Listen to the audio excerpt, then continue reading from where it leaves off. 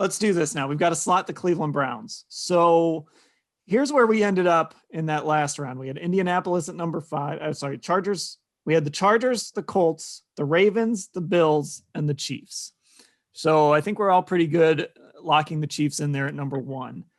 So now I want to know, where do we all slot the Cleveland Browns in this kind of, we're all going to put them top 5, I'm assuming here. So where would we slot them in this group?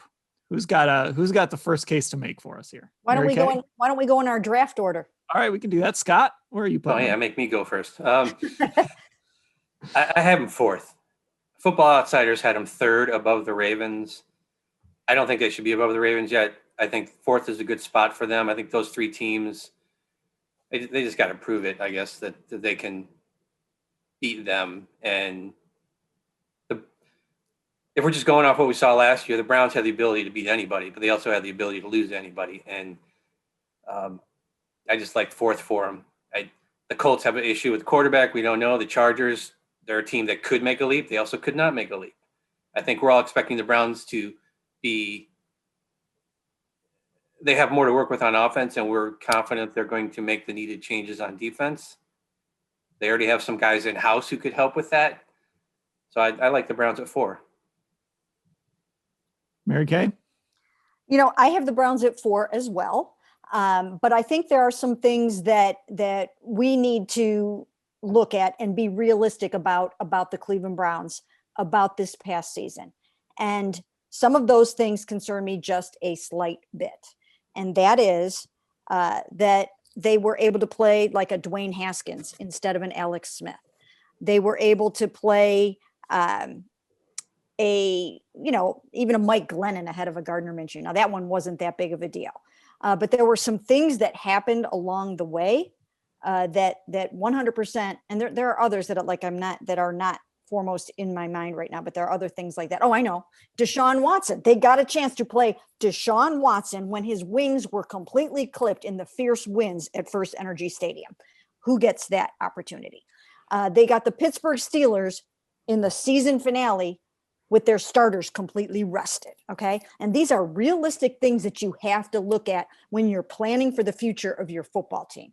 And that's why I think that they need to aggressively add talent. They need to aggressively get better, because it's going to be tougher for them next year than it was this past year. And that's just the bottom line. That's the truth. I still have them here at number 4, but they're going to have to get a lot better. And that Baker Mayfield that showed up midway through the season, I think it's great that he's going to be starting, at that level from the start of the season, because now he can just build on that.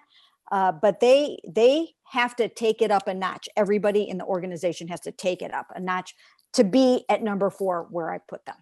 If this team has a top 15 defense, let's say they turn this thing into a top 15 defense and the offense looks like it did last year, I think they've got a chance where we might look at this team once the season starts and say, maybe they are the second best team in the AFC. I think that's a real possibility. I'm not going to put them there, but I think there's a way to build this roster and make this roster better where they can get there. I think there's a lot of upside with this roster, but I still can't put them ahead of Baltimore just yet because they haven't beaten Baltimore.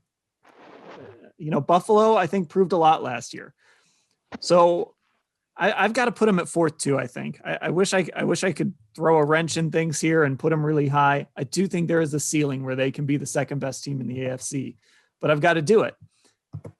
And look, we don't know Indianapolis's quarterback situation. I don't know if that changes things. There's not really anything else that would drop them lower. So I think the range for me with the Browns is between 2 and 5. And I'm going to put them at 4. And let's see what they do with this defense. So maybe in a few months, if we redo this exercise, I've got them higher. But right now, on February 12th, on this podcast, I'm going to have them at 4th too. Doug, are you going to change it up on us here? Oh, am I going to change it up on you? Am I going to maybe say something like the Browns are 2? Sometimes. Am I going to maybe say the Browns? Yeah, I'm going to say the Browns are 2. And here's why. Yeah, you guys named all the people they didn't have to play. Myles Garrett missed a couple games with COVID and wasn't himself when he came back. Nick Chubb missed a month. Odell Beckham missed 10 games. Denzel Ward missed a couple important games. Grant Delpit missed the whole year. Ronnie Harrison missed important games at the end of the year. Olivier Vernon missed important games at the end of the year. Now, their offensive line was very healthy, and that was quite helpful. They were not themselves for a lot of these games when they found a way to win. And the idea that they can beat anybody, but they can also lose to anybody, I push back against that a little bit too, because they became a different team in the second half of the year. And I'm not thinking of the Ravens and Steelers early losses when I think about this Browns teams right now. And I don't think that's making an excuse. I think that's realizing they became a different team late. And then they lost to the Raiders on a goofy, windy day when Miles wasn't himself. They didn't have Nick Chubb, and they couldn't run the ball. They lost the Jets game that was nuts, and they lost a Monday night shootout against Baltimore that was like the game of the year. So I think they only get better. Show me where they're worse. We know the defense was a problem by plan. They fixed the offense first. I believe they can fix the defense in a similar way now. They have more cap space to work with than some other teams that are out there doing this. I believe in Andrew Berry. So all the assumptions, like if you want to make assumptions, and I was not making those assumptions, but I don't have to be consistent on this podcast. I can twist my thinking to put the Browns second. Doug remains the yin to Ellis's yang, the highs to the lows of this podcast. I do understand and partially agree with everything Doug just laid out. Like, we really are splitting hairs here when we get to this top echelon of the AFC. But I have the Browns fifth. And again, the parallels between Doug and I, like, I view this as head to head. Like, to me, that is how the rankings are, you know, they're power rankings, like who is better than who. I understand the schedule thing, and that all could play out in the Browns' favor. But to me, we haven't talked enough about this Browns offense and where it's going. We did talk a lot about the Browns offense on our latest Gotta Watch the Tape, shameless plug. We spent an hour on it, and I just want to bring that conversation slightly into this because I think it's important. I think the book is clearly out on this Browns offense. Scott laid it out, and we talked in detail about that last Browns drive. Perhaps it's just a sour taste I can't get out of my mouth, but they hit a wall. They emptied the bag. They had nothing left. They were ready for the offseason with a chance to go to the AFC Championship right in front of them. They couldn't do it. Teams now have a whole offseason to study Kevin Stefanski, what he likes, why the run game works so well, what his play action games, his go-to deep concepts really are. And to me, that's concerning. Now, everyone listening to this knows I'm one of the biggest Kevin Stefanski believers there is, and I have faith that a guy like that will figure it out.